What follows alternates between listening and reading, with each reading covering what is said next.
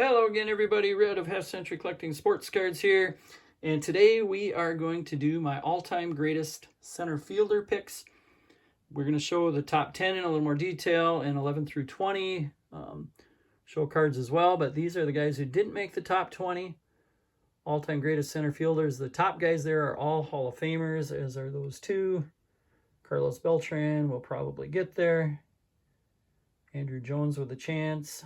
And then some of the rest of our greatest center fielders, a lot of them that I've seen get to play, some of them their whole careers, such as those three. And then before we get to the center fielders, let's recap our greatest from the other positions, starting with catcher. Number 1 was Josh Gibson, 2 Johnny Bench, and then you can see the rest of the top 10 in order. The all-time greatest first baseman, number 1 was Lou Gehrig. Looking on the list of the rest of the top 10. And the all-time greatest second baseman, Rogers Hornsby. With the rest of the top 10 in order. Spid McPhee on the end there. All-time greatest shortstop, Hannes Wagner. And the rest in order of the top 10. And all-time greatest third baseman, Mike Schmidt. With the rest of the top 10. And the last one we did, right field, with a big battle for 1-2. Babe Ruth coming out on top. And rest of the top 10. Okay, center field. So number 20, I'll get over here, is Max Carey. This is T207 card. Number 19 is Kenny Lofton. Number 18, Willie Davis. Number 17, one of the best early black players, pre-Negro League, Pete Hill. 16, we got Richie Ashburn. 15, we got Kevin Strongman and Cristobal Torriente. 14, Larry Doby. 13, one of the greatest 19th century players, Hugh Duffy. 12, Duke of Flatbush. 11, somebody I wrestled with putting in the top 10 because he probably deserves to be, Turkey Stearns. And then we're going to talk about number 10. So number 10, this is Billy Hamilton, Sliding Billy, maybe arguably the best position player of the 19th century. Cap Anson, Ken Kelly, a few other players might have a little bit of an argument. But Billy Hamilton was a star center fielder for the Kansas City Cowboys initially. So 1888 was his first season, which this is an 1888 Old Judge card. And you can almost, imagine what Kansas City was like back in 1888. That's back when, they had the show 1883, and that's kind of what things were like around Kansas City. So Cowboys was probably an appropriate name for the team. He was a player that had over 1 run per game scored, in his whole career. He stole over 100 bases 5 times, but he wasn't just a base stealer. He was a good hitter with a career .344 average, had a 63 career WAR in 14 seasons, led the league in WAR a couple of times, and he still is the 3rd all-time stolen base guy, even though he retired 123 years ago, with only Ricky Henderson and Lou Brock ahead of him. Number 9. You guys still playing, and hopefully he's going to move up on this list if he can stay healthy. That's the key. What a great start to his career he had. He's already got 86 WAR, and he's just going into his age 33 season. His first 5 full seasons in the league. He led the league in WAR and incredibly had 10.5 at age 20. Now, with these newer guys, I'm not going to have their greatest cards. I'm just kind of looking for a card I think looks cool for everybody as my representation in the Hall of Fame. And obviously he's not there yet, but he's going to be there. This is his 2023 Topps Archive card. He's already got 3 MVPs and 3 seconds and 378 career home runs. So it's kind of fun to see what he can do the rest of his career. Hopefully stays healthy because he'll get that WAR over 100, I'm pretty sure. All right, we are going to number 8, and that is a 1941 play ball of Joe DiMaggio. This is the year Joltin' Joel had the 56-game hitting streak, won the MVP that year. He only played 13 seasons, and he really never had a bad year. He was an all-star every one of those seasons. Got MVP votes every one of those seasons except his final season. And that's losing his age 28, 29, and 30 seasons to World War II. He's a 3-time MVP, 3-time war leader, came in second twice in MVP. And in his second season, 1937, at age 22, had 418 total bases. That's a lot of total bases. And in his career, he averaged over 300 total bases a season in those 13 years. Won 9 world titles in those 13 seasons. And kind of a cool thing is first year in the league, he hit ahead of Lou Gehrig. In his last year in the league, 1951, he played with Mickey Mantle. Besides being known as the husband of Marilyn Monroe, he also had 79 career WAR. And I think that's a pretty cool card of a really good player. Okay, next we're going to the Negro Leagues, and this is James Cool Papa Bell, one of the fastest players that ever lived. This is his 1975 Great Plains card, about the earliest card I can find available of him. Did not get any playing day cards. I think there's a postcard out there, and that's about it. He was initially a left-handed knuckleball pitcher when he came up, but he had arm troubles, and because of his speed, said, man, you should go play center field, which he did. And he did it regularly by 1924 with the St. Louis Stars, which was a great team. Became a great team as I got the Willie Wells, Neil Suttles, a couple big-time Hall of Famers, and they ended up winning 3 titles. He ended up spending a bunch of years in Latin America, where the conditions were better, the pay was definitely better, and a bunch of the Negro Leaguers kind of did that, bolted for Latin America for several of those years in the late 30s, early 40s. And he actually won a Triple Crown in the Mexican League in 1940, so he wasn't just a speed guy. He, in all-star games against white all-stars, so not just against, regular playing, like a regular white team, or barnstorming, you think of playing town teams. This is against all-stars. He hit 391 in his career. He's got that story, Satchel Paige, that said, you can turn out the lights and he can get in bed before the lights actually go out. And I guess that actually did happen. They were roommates and stayed in a hotel together, and there was not the best. It was kind of a little short or something, the electricity. So he actually did that where he'd shut out the lights and he'd get in bed before the lights went out. Cool Papa Bell. All right, then we've got the 6th highest WAR guy of all time, and he comes in 6th in center field, so probably underrating him a little bit. But this is a T205 card of Tris Speaker from 1911. He was a dead ball era guy. Played in the same era as Ty Cobb, so 2 great center fielders. Speaker was the better defender, better arm. Cobb the better hitter. But even though Cobb was a better hitter, Tris had a 345 lifetime average, 428 on base percentage, 500 slugging percentage, and he still holds the career record for most doubles in a career, 792, so almost 800 career doubles, doing that in the dead ball era. Not too bad. He led the league in WAR a couple of times with Boston, and then won again with Cleveland in 1916.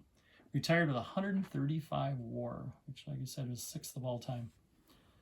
All right, now we're going to go modern. And this is 1989, Ken Griffey Jr., his upper deck card.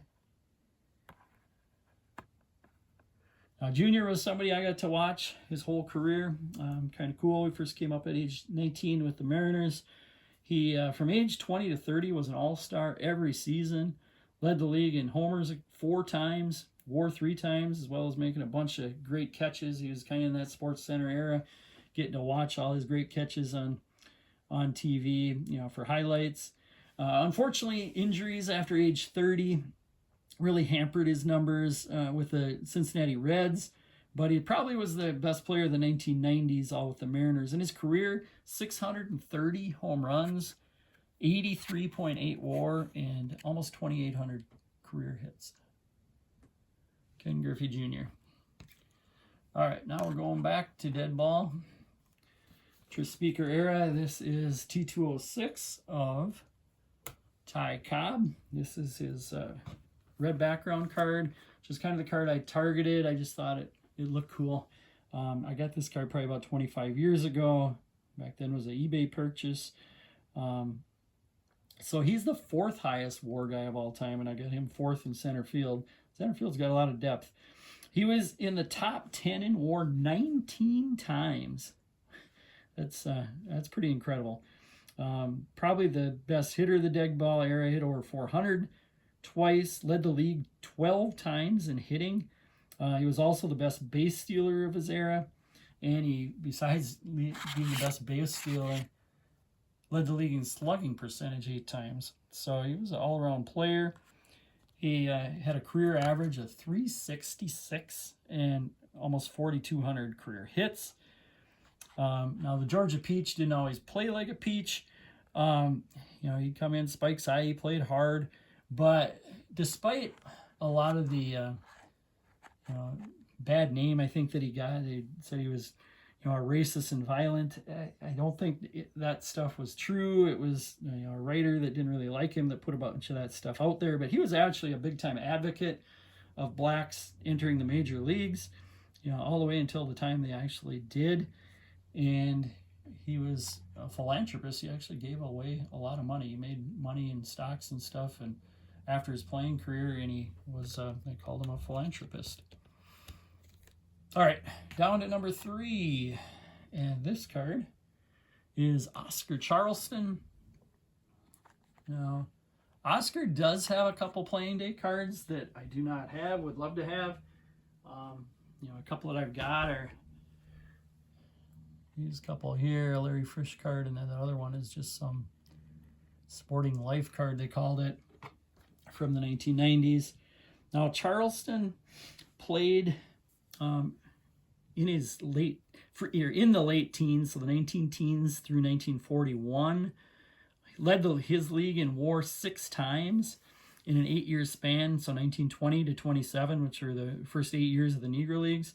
He was a true 5-tool player, leading the league in homers 5 times, stolen bases a couple, hit over 400 3 times. He's got a career 365 average, so just one less than Ty Cobb, but yet had a lot more power. That career average is only behind Josh Gibson and Ty Cobb. He was a lefty thrower and hitter with a really good arm in center fielder. He actually started as a pitcher in the U.S. Army in the mid-19-teens before his pro career.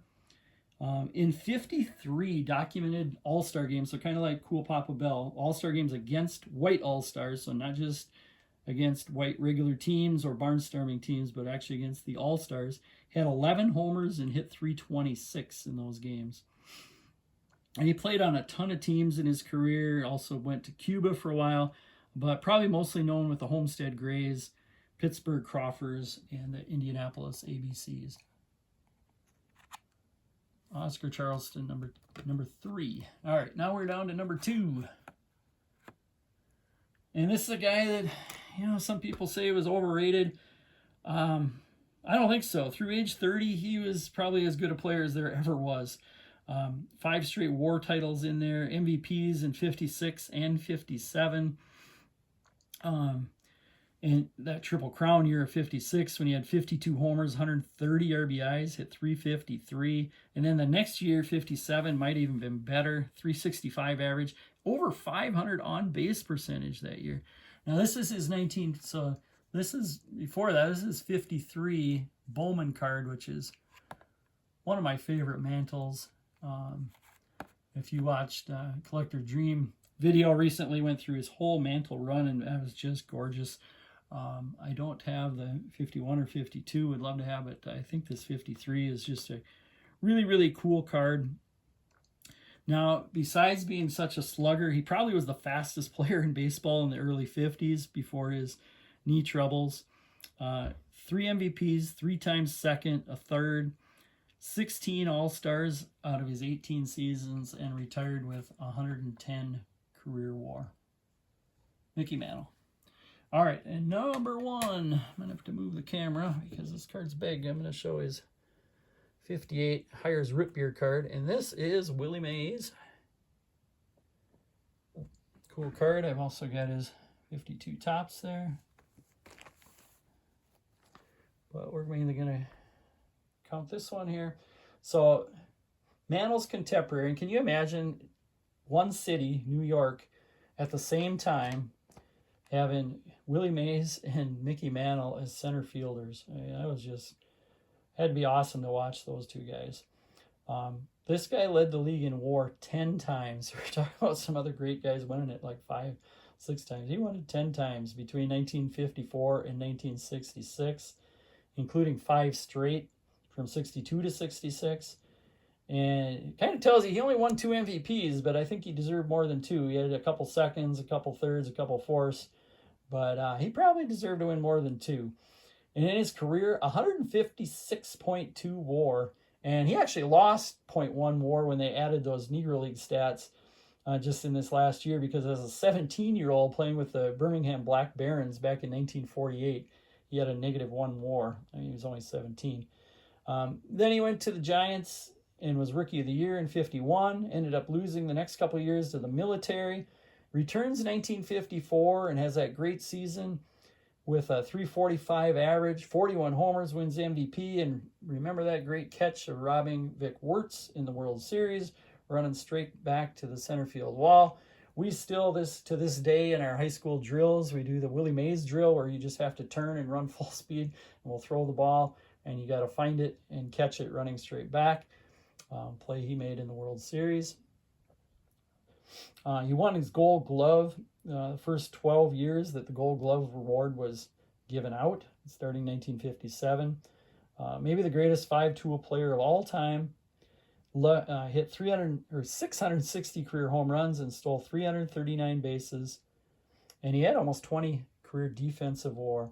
And besides being such a great player, I mean, he was just a guy who had tons of fun playing baseball, always had a smile to say he could. Go out to the Harlem streets, play stickball with the kids. And I think that part of it was as good as anything. So, number 1 center fielder, Willie Mays. Here's the rest. I kind of got mixed around here a little bit. Rest of my top center fielders. And that's it for this episode. Thank you very much for watching. Gonna look at the all-time greatest in one shot. That cool sporting news of Roberto Clemente in the background. All right, we'll see you guys later. Thanks for watching.